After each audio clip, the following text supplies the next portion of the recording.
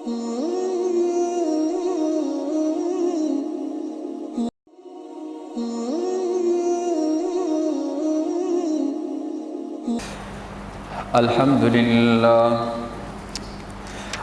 لله نحمده ونستعينه ونستغفره ونعوذ بالله من شرور أنفسنا ومن سيئات أعمالنا من يهده الله فلا مضل له ومن يضلله فلا هادي له ونشهد أن لا إله إلا الله وحده لا شريك له ونشهد أن سيدنا وسندنا وحبيبنا وحبيب ربنا محمد صلى الله عليه وسلم. أما بعد فأعوذ بالله من الشيطان الرجيم. بسم الله الرحمن الرحيم. لقد من الله على المؤمنين إذ بعث فيهم رسولا منهم يتلو عليهم آياته ويزكيهم ويعلمهم الكتاب والحكمة وإن كانوا من قبل لفي ضلال مبين. صدق الله العظيم. وأحسن منك لم تر قط عيني وأجمل منك لم تلد النساء خلقت مبرأ من كل عيب كأنك قد خلقت كما تشاء. اللہ نے کائنات کے اندر لوگوں کی ہدایت کے لیے پیغمبروں کو بھیجا. یہ سلسلہ آدم علیہ السلام جو تمام انسانیت کے سب سے پہلے والد ہیں، یعنی سارا سلسلہ جتنے بھی انسان کائنات میں آئے، چاہے وہ مرد ہیں یا عورتیں ہیں، ان سب کے جو سب سے بڑے والد ہیں وہ کون ہیں؟ آدم علیہ السلام ہیں. یہ سلسلہ ادھر سے چلا، سلسلہ آ کر ختم ہوا پیغمبر صلی اللہ علیہ وسلم کے اوپر. اس سلسلے کی وجہ کیا تھی؟ پیغمبروں کے بھیجنے کی وجہ کیا تھی؟ تو اس کی سب سے بڑی وجہ یہ تھی کہ جیسے جیسے معاشرے کے اندر گند بنتا تھا، اللہ اس گند کو صاف کرنے کے لیے پیغمبر کو بھیجا کرتے تھے. کفر، شرک، بدعات، رسومات، یہ ساری چیزیں جب زیادہ عروج پکڑ جاتی تو اللہ اپنے پیغمبر کو بھیجتے، وہ پیغمبر آتے اور آ کر اس معاشرے کو صاف کرتے. یہ سلسلہ عیسیٰ علیہ السلام تک اسی طرح چلتا رہا. ایک وقت تک پیغمبر آتے، اس وقت تک کام کرتے، پیغمبر دنیا سے چلے جاتے تو کیا کتاب کو بھی لوگ ختم کر دیتے اور پیغمبر کی جو نصیحتیں ہوتی اس کو بھی لوگ چھوڑ دیتے، پیغمبر کی بات پر عمل نہ کرتے. کچھ زمانہ اور گزرتا، اللہ قوم کو تباہ کر دیتا، ختم کر دیتا. اس کے بعد نئی امت آتی، پھر وہ نئی امت کچھ عرصہ چلتی، اللہ نئے پیغمبر کو بھیج دیتے. کچھ عرصے تک وہ معاملہ اور سلسلہ اسی طرح چلتا. لیکن یہ والا جو معاملہ محمد الرسول اللہ صلی اللہ علیہ وسلم کا ہے، جب آپ کی بعثت ہوئی، جب آپ کو اللہ نے دنیا میں بھیجا، اس طریقے کو تبدیل کر دیا. پہلے کتاب کب تک ہوتی تھی؟ پیغمبر کے زندہ رہنے تک. پیغمبر دنیا سے جاتے، لوگ کتاب کے نقشے کو تبدیل کر دیتے. اب تورات، زبور، انجیل اور کتنے صحیفے جو اترے ہیں، ان کی اصل شکل آپ کو کہیں بھی ابھی نہیں ملے گی. وہ ساری کیا ہے؟ تحریف شدہ ہے. اس کے اندر لوگوں نے تبدیلی کی. وجہ کیا بنی؟ وہ ساری ذمہ داری پیغمبر کے بعد علماء کو دی جاتی تھی. ان علماء کا کام کیا تھا؟ بعض تو اللہ والے تھے جو کتاب کی حفاظت کرتے تھے، لیکن بعض کے بارے میں احادیث میں آتا ہے کہ وہ کتاب کے اندر تبدیلی کرتے تھے، اور قرآن خود اس چیز کا گواہ ہے۔ قرآن میں اللہ فرماتے ہیں کہ اپنے ہاتھ سے یہ لوگ تورات لکھتے تھے۔ باہر سے کوئی امیر آیا، دیکھا کہ پیسے والا ہے، پیسہ دے گا، تو کیا کر دیا؟ فتویٰ اس کے مطابق لکھ دیا۔ اور باہر سے کوئی غریب آیا، پتہ ہے پیسہ وغیرہ کوئی ملنے والا نہیں، تو فتویٰ اصلی حالت کے اوپر اسے دے دیا۔ اور یہ چیز ملتی ہے حدیث میں۔ پیغمبر علیہ الصلوۃ والسلام کے زمانے کے اندر ایک یہودی خاتون اور یہودی مرد سے زنا ہو گیا آپس میں۔ جب گئے یہودیوں کے پاس، ان کے علماء کے پاس، تو ان سے کہنے لگے دیکھو کسی نہ کسی طریقے سے ان کو بچاؤ، شریف خاندان کے لوگ ہیں، ہماری ناک کٹ جائے گی۔ انہوں نے کچھ پیسے وغیرہ لیے، جو علماء یہود تھے، پیسے لے کر انہوں نے کہا تورات کے اندر لکھا ہوا ہے کہ جو کوئی زنا کرے، شادی شدہ ہو، اسے گدھے کے اوپر بٹھا کر اس کا منہ کالا کرو۔ بچا دیا انہیں نا۔ حالانکہ شادی شدہ جو زانی ہے اس کی سزا کیا ہے؟ رجم کرو، کھڑا کرو، گڑھا کھودو، گڑھے کے اندر کھڑا کر کے پتھر مار مار کے قتل کر دو، یہ سزا تھی۔ لیکن انہوں نے تبدیل کر دیا۔ لیکن یہ ایک مثال آپ کے سامنے بیان کی، وجہ یہ ہے کہ ان کتابوں کی حالت یہ تھی کہ پیغمبر کی دنیا سے جانے کے بعد کتاب کو تبدیل کر دیا جاتا تھا۔ ذمہ داری اللہ نے کسے دی تھی؟ علماء کو دی تھی۔ لیکن پیغمبر علیہ السلام کا جب زمانہ آیا، اللہ نے دستور کو تبدیل کیا، کتاب بھی بھیجی، پیغمبر بھی بھیجے، لیکن آگے ذمہ داری خود اپنے پاس رکھ لی۔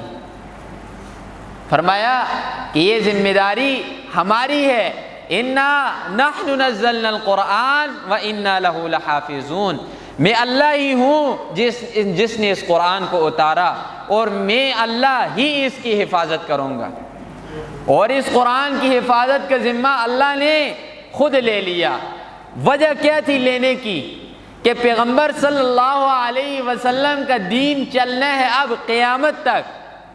اب قیامت کے آخری دن تک جو انسان پیدا ہوگا اس کا ایمان لانا ضروری ہے۔ کس پر؟ محمد الرسول اللہ کے دین کے اوپر، محمد الرسول اللہ کی ذات کے اوپر ایمان نہیں لائے گا، فرمایا اس سے اس کے ایمان دوسرے کسی کو قبول نہیں کیا جائے گا۔ ایک ایمان قبول کیا جائے گا کہ پیغمبر علیہ السلام کے دین کا، پیغمبر علیہ السلام پر ایمان لانا ضروری ہے۔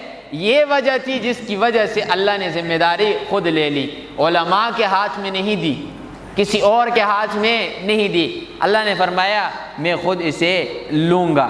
پیغمبر علیہ السلام کی شان اور پیغمبر علیہ الصلوۃ والسلام کی عظمت اگر اسے انسان بیٹھ کر بیان کرنا یا لکھنا شروع کر دے، زندگیاں ختم ہو جائیں گی، پیغمبر علیہ السلام کی شان ختم نہیں ہوگی۔ اس کی دوسری بڑی وجہ، پیغمبر علیہ السلام کو اتنی زیادہ شان کیوں عطا کی گئی؟ یعنی اس سے پہلے پیغمبر اتنے زیادہ آئے، ان سب سے زیادہ شان پیغمبر علیہ السلام کو آخری نمبر پر کیوں عطا کی گئی؟ اس کی بڑی وجہ ہے، پہلے بھی عرض کیا تھا شروع میں، کہ جتنا زیادہ گند بنتا تھا معاشرے کے اندر، اس گند کو ختم کرنے کے لیے پیغمبر کو بھیجا جاتا تھا۔ اب پیغمبر علیہ السلام جب آئے ہیں تو کائنات کی جو عمر تھی وہ پوری تھی، یعنی جتنا گند بننا تھا وہ گند بن چکا تھا۔ تو اللہ نے پھر ایسا پیغمبر بھیجا جو اس سے پہلے کبھی بھی ایسا پیغمبر نہیں بھیجا۔ فرمایا گند زیادہ بنا ہوا ہے، اس گند کو ختم کرنے کے لیے میں عبداللہ کے گھر محمد کو بھیجوں گا۔ پیغمبر علیہ الصلوۃ والسلام کو بھیجا، اور پھر کیسا بنا کر بھیجا؟ فرمایا یہ ایک ایسا نمونہ ہے اور ایک ایسی کمال شخصیت ہے جو اس سے پہلے ہم نے کائنات کے اندر نہیں اتاری۔ اور اسے حسان ابن ثابت رضی اللہ تعالی عنہ نے اپنے شعر کے اندر بیان کیا۔ فرمایا وَأَحْسَنُ مِنْكَ لَمْ تَرَ قَطُّ عَيْنِي، اے میرے پیارے، اے میرے محبوب، اے محمد الرسول اللہ، جیسے آپ ہیں آپ سے زیادہ حسین میری ان آنکھوں نے کبھی نہیں دیکھا۔ یعنی جیسا حسن آمنہ کے لال کو محمد الرسول اللہ کو عطا کیا گیا، ایسا حسن کبھی کسی آنکھ نے نہیں دیکھا۔ کمال اور اتم درجے کا حسن محمد الرسول اللہ کو عطا کیا گیا۔ یہاں پر بات ختم نہیں کی، آگے فرمایا وَأَجْمَلُ مِنْكَ لَمْ تَلِدِ النِّسَاءُ، آنکھ کہاں سے دیکھے گی؟ کوئی ماں ایسی آئی نہیں کائنات میں جس نے محمد الرسول اللہ سے حسین جنا ہو۔ فرمایا بالکل آخری، پہلے اور آخری محمد الرسول اللہ، اس طرح کا نہ پہلے کوئی آیا ہے نہ اس کے بعد کوئی آئے گا۔ اور فرمایا خلقت مبرأ من کل عیب، اے پیغمبر آپ کو پیدا کیا گیا ہے کیسا؟ بغیر کسی عیب کے۔ کوئی بھی پیغمبر آتا ہے نا کائنات میں نا، اللہ اس کے اندر کسی عیب کو نہیں چھوڑتے، یاد رکھ لیں۔ نہ پیغمبر کے جسم کے اندر کوئی عیب ہوتا ہے اور نہ پیغمبر کی روحانی زندگی کے اندر کوئی عیب ہوتا ہے۔ پاک اور صاف اللہ بنا کر پیغمبر کو بھیجتے ہیں۔ عصمت انبیاء کا مسئلہ ہے۔ جو کوئی اس چیز کا خیال کرے کہ پیغمبر سے گناہ ہو سکتا ہے فی الفور کافر ہو جائے گا۔ پیغمبر سے گناہ نہیں ہو سکتا، پہلے پیغمبروں سے بھی نہیں ہو سکتا، لیکن محمد الرسول اللہ کی خاصیت، فرمایا ہم نے آپ کو نمونہ بنا کر بھیج دیا۔ اب نمونہ کس چیز کو پیش کیا جاتا ہے؟ نمونہ ایسی چیز کو بنا کر پیش کیا جاتا ہے جس کے اندر کوئی عیب نہ ہو۔ اگر کسی کے اندر خود عیب ہے، آپ اس کو کیسے نمونہ بنا کر کسی کے سامنے پیش کر سکتے؟ تو فرمایا ہم نے ان کے اندر کسی قسم کا عیب نہیں چھوڑا۔ اور فرمایا خلقت مبرأ من کل عیب کأنک قد خلقت کما تشاء۔ حسان ابن ثابت فرماتے ہیں اے پیغمبر آپ کو ایسے پیدا کیا گیا ہے جیسے آپ نے چاہا ہے، یعنی آپ کی مرضی کے مطابق آپ کو اللہ نے پیدا کیا، حسن بھی دیا، جمال بھی دیا، اور اسی طریقے سے پاکیزگی بھی دی اور روب بھی دیا۔ ہر چیز اللہ نے آپ کو عطا کر کے دے دی۔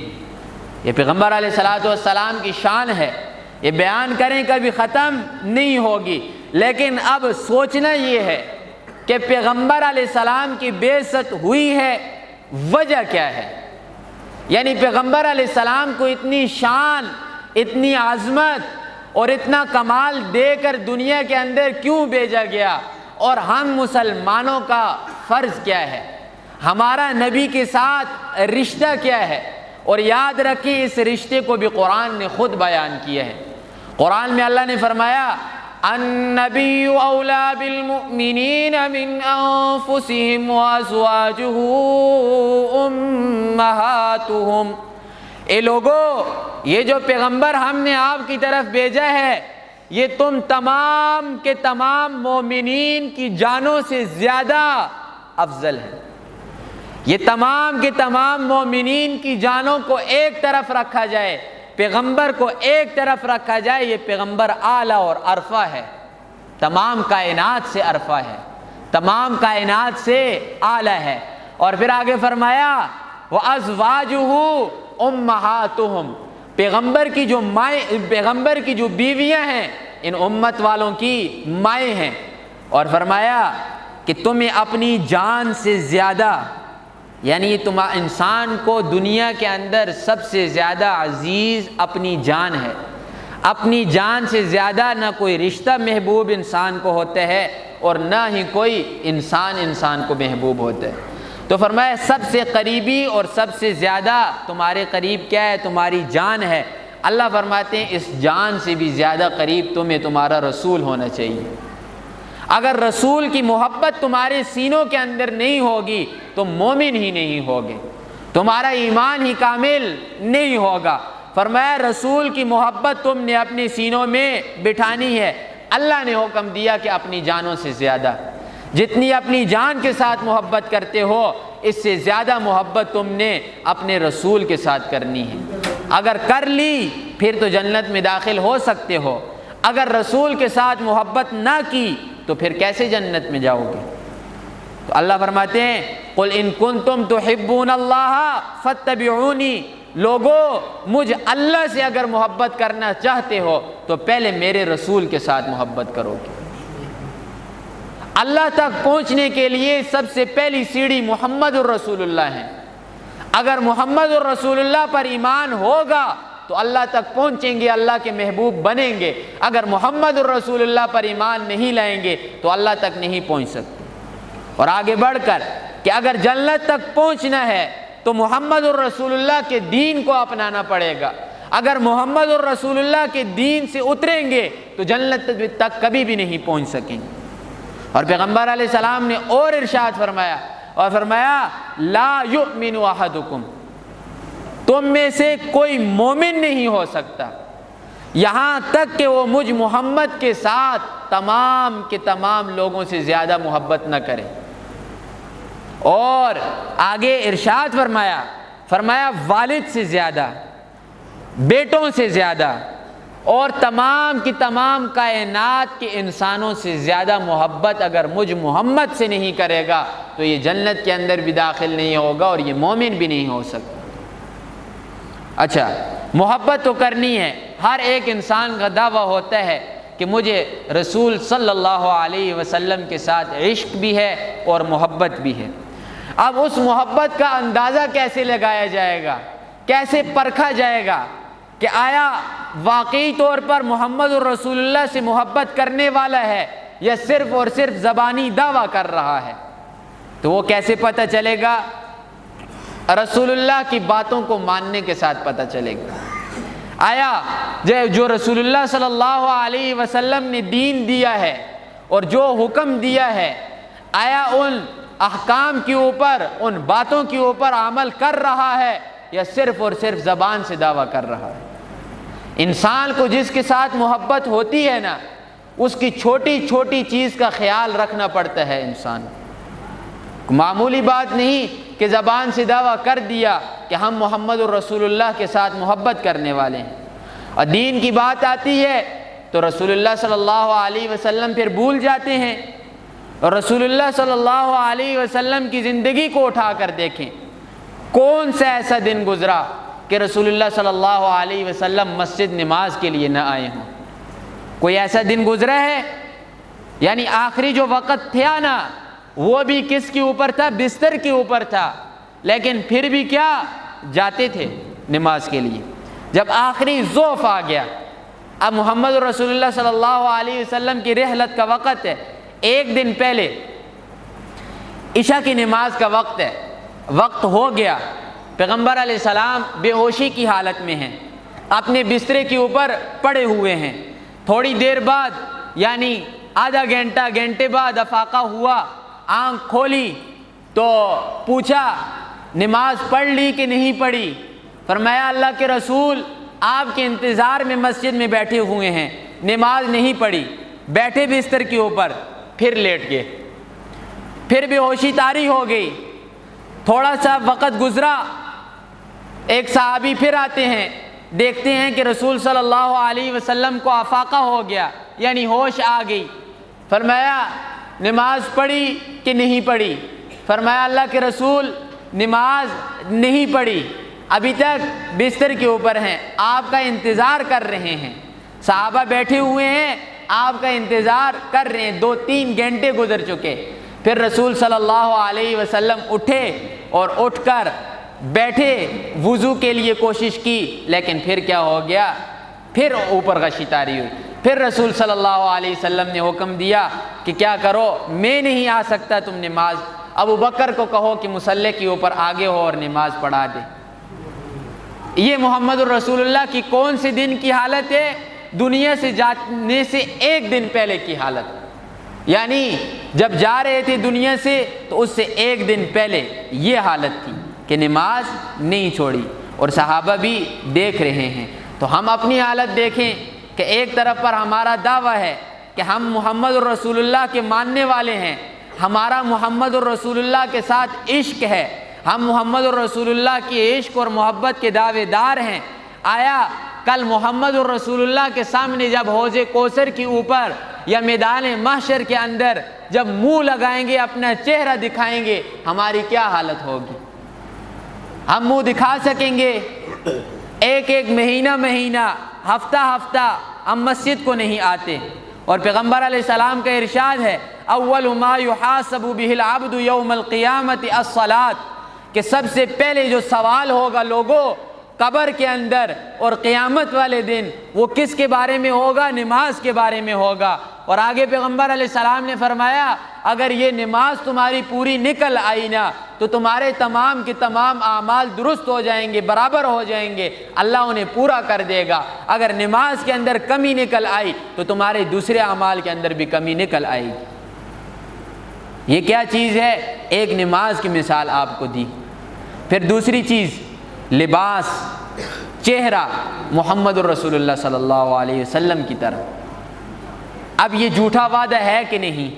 جھوٹا دعویٰ ہے کہ نہیں کہ ہم محمد الرسول اللہ کے عاشق ہیں اور چہرہ لباس ہمارا محمد الرسول اللہ کی طرح نہیں؟ خود سوچئے، جس کے ساتھ انسان کی محبت ہوتی ہے، انسان محبت کا دعویٰ کرتا ہے، اس کی طرح انسان بنتا ہے کہ نہیں بنتا؟ خود بتائیے، خود فیصلہ کیجیے۔ آیا کہیں ہم اس محبت کے دعوے میں جھوٹے تو نہیں؟ اگر جھوٹے ہیں تو پھر وہ بات سمجھ لیں، لا یؤمن احدکم۔ پیغمبر علیہ السلام نے فرمایا اگر محبت نہیں ہوگی، جھوٹ بولیں گے محبت کا، تو پھر انسان مومن ہی نہیں ہو سکتا۔ محبت کا دعویٰ کریں گے تو اس کے لیے ضروری یہ ہے کہ تمام کی تمام باتوں کے اوپر کیا کریں؟ عمل کریں۔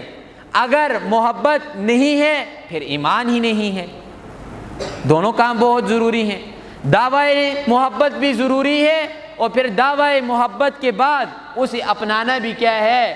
ضروری ہے۔ دونوں چیزیں ضروری ہیں۔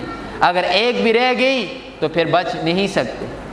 اور پیغمبر علیہ الصلوۃ والسلام کے بارے میں آیا ہے احادیث کے اندر، اور یہ حدیث کئی مرتبہ بیان کر چکا ہوں کہ پیغمبر علیہ الصلوۃ والسلام اپنے حوض کوثر کے اوپر کھڑے ہوں گے، اپنے ہاتھ سے جام حوض کوثر کا پلا رہے ہوں گے لوگوں کو، اور امت محمدی آئے گی تو ان کے چہرے چمک رہے ہوں گے۔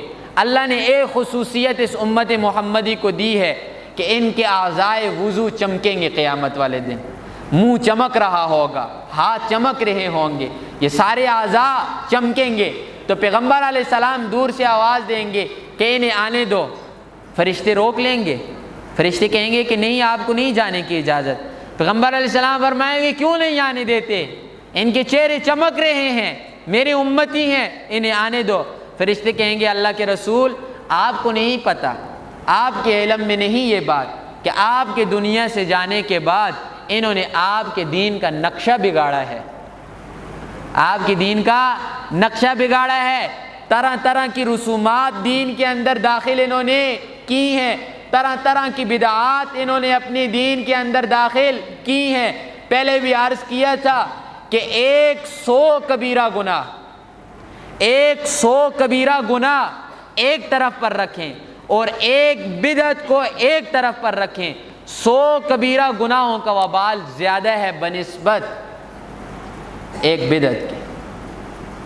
بدعت اتنی بری چیز ہے، اور بدعت کہتے کسے ہیں کہ ایک چیز ایسی ہے کہ نہ پیغمبر علیہ السلام نے کی ہے، نہ پیغمبر علیہ السلام کے صحابہ نے کی ہے، اور نہ پیغمبر علیہ السلام نے حکم دیا ہے، اور نہ پیغمبر علیہ السلام کے صحابہ نے حکم دیا ہے۔ اب وہ چیز آپ دین سمجھ کر دین کے اندر داخل کرتے ہیں اور اس کے اوپر عمل کرتے ہیں تو یہ کیا ہے؟ بدعت ہے۔ اس کا وبال بہت زیادہ ہے، اور پیغمبر علیہ الصلوۃ والسلام آگے سے جواب کیا دیں گے فرشتوں کو؟ سحقاً سحقاً، جن لوگوں نے میرے دین کا نقشہ بگاڑا ہے انہیں میری آنکھوں سے دفع کرو، انہیں ہٹا دو۔ تو پیغمبر علیہ السلام جب شفاعت نہیں کریں گے، سفارش نہیں ہوگی، تو ہم کیسے جائیں گے جنت کے اندر؟ پھر تو جانا مشکل ہے کہ نہیں ہے؟ پھر تو بہت مشکل ہے۔ اس لیے پہلے بھی عرض کیا تھا کہ یہ گناہ ہیں، اللہ سے معافی مانگیں گے، جس وقت مرنے سے پہلے معافی مانگیں گے اللہ معاف کر دے گا، لیکن جب بدعات یعنی دین کا نقشہ جب بگاڑیں گے اللہ کبھی معاف نہیں کرے گا۔ بدعت سے کیا ہوتا ہے؟ پورا دین بگڑ جاتا ہے، باپ دادا کے دین کی کوئی حیثیت نہیں، دین کی حیثیت ہے تو محمد الرسول اللہ صلی اللہ علیہ وسلم کے دین کی حیثیت ہے۔ محمد الرسول اللہ کے دین کے ساتھ جنت میں جائیں گے، محمد الرسول اللہ کے دین کے ساتھ اللہ کو راضی کریں گے۔ اگر کوئی کہے کہ باپ اور دادا کی رسومات اور بدعات کے اوپر عمل کر کے جنت میں جائیں گے، یہ مغالطہ ہے سراسر، کبھی بھی بخشش نہیں ہوگی۔ بدعتی انسان کی کبھی اللہ بخشش نہیں کرتے، اس کی بڑی وجہ یہ ہے کہ یہ دین کا نقشہ بگاڑ رہا ہوتا ہے۔ تو پیغمبر علیہ السلام کی بعثت کا مقصد یہی ہے کہ لوگوں کے اندر جو گند مچا ہوا ہے اس گند کو پیغمبر آ کر ختم کر دیں۔ پیغمبر علیہ السلام کی زندگی کو اٹھا کر دیکھیں تو وہ 23 سالہ جو دور ہے نا نبوت کا، ان 23 سالوں کے اندر اللہ نے محمد الرسول اللہ سے وہ کام لیا ہے جو کائنات بننے سے ابھی تک کسی پیغمبر سے نہیں لیا تھا۔ 23 سالوں میں اللہ کے پیغمبر نے سارے گند کو ختم کر دیا۔ پیغمبر علیہ السلام نے فرمایا کہ لوگوں، میرے اس شہر یعنی یہ جو جزیرہ عرب ہے، اس جزیرہ عرب کے اندر کسی مشرک کو، کسی یہودی کو، کسی عیسائی کو داخل نہ ہونے دینا۔ آج ہم کر سکتے ہیں، کسی صورت میں نہیں، لیکن اس وقت محمد رسول اللہ صلی اللہ علیہ وسلم نے کیا تھا کہ پورا جزیرہ عرب پاک صاف ستھرا ہو گیا۔ آج بھی آپ دیکھیں کہ مکہ اور مدینہ کے اندر آپ کو ہر چیز ملے گی۔ وہ لوگ بے حیا ہیں یا وہ شراب نوشی کرتے ہیں یا وہ جو بھی معاملہ کرتے ہیں وہ ان کی اپنی ذات کا معاملہ ہے، لیکن انہوں نے ایک کام اللہ نے ان سے ایسا لیا کہ ان سے اللہ نے یہ کام لیا کہ آج تک شرک، بدعات، رسومات اللہ نے ان دونوں شہروں سے ختم کر دیے۔ بالکل صاف ستھرا ماحول آپ کو ملے گا۔ وجہ کیا ہے؟ وہ محمد رسول اللہ صلی اللہ علیہ وسلم کی محنت ہے۔ آج یہ نہ سوچیں کہ ہم معاشرے کو کیسے تبدیل کریں گے۔ معاشرے کے بارے میں پیغمبر علیہ السلام کو اللہ فرماتے ہیں وَلَا تُسْأَلُ عَنْ أَصْحَابِ الْجَحِيمِ، اے پیغمبر ہم آپ سے سوال نہیں کرتے جہنمیوں کے بارے میں کہ معاشرے سے کتنے لوگ جہنم میں گئے ہیں، یہ سوال آپ سے نہیں کرتے۔ ہاں آپ سے یہ سوال کریں گے کہ آپ نے بات لوگوں تک پہنچائی کہ نہیں پہنچائی۔ آپ سے آپ کی جان کے بارے میں سوال ہوگا کہ آپ نے اپنی جان کے اوپر محمد رسول اللہ کے دین کو نافذ کیا ہے کہ نہیں کیا۔ آپ نے اپنے پہنچ والے لوگوں کو یعنی اپنے ماتحت لوگوں کو، اپنی اولاد کو اور اپنی بیوی کو، اپنے بچوں کو سیدھے راستے کا سبق دیا ہے کہ نہیں دیا۔ آپ سے یہ سوال ہوگا۔ آپ سے یہ سوال نہیں ہوگا کہ وہ کتنا برا معاشرہ تھا، کتنے لوگ برائی کے اوپر تھے، اس چیز کا آپ سے سوال نہیں ہوگا، اور نہ ہی آپ سے یہ سوال ہوگا کہ کتنے لوگ جہنم کے اندر گئے۔ آپ سے یہ پوچھا جائے گا آپ گئے تھے، آپ نے قرآن پڑھا، آپ نے رسول اللہ کی حدیث سنی، آپ نے ان کے اوپر کیا عمل کیا۔ اللہ سے دعا ہے عمل کی توفیق عطا فرمائے۔